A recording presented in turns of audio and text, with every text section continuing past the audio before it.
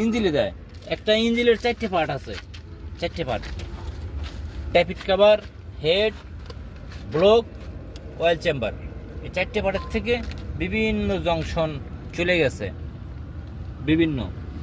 এটারে বলে ডিস্ট্রিবিউটর। ডিস্ট্রিবিউটরের কাজ কি? ডিস্ট্রিবিউটরের কাজ কি?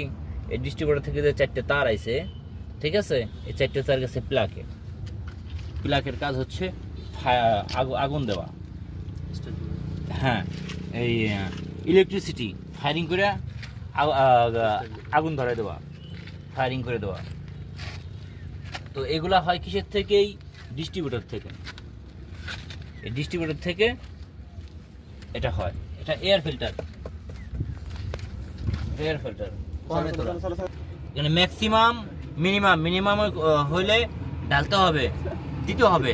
ম্যাক্সিমাম পর্যন্ত সবসময় রাখতে হবে। Same break oil, same break oil.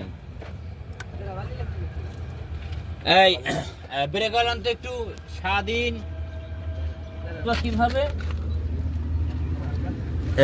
বুঝবা কিভাবে যে কমে গেছে? এই যে এখান থেকে কমে যায় ভাই ব্রেক অয়েল লাগবে।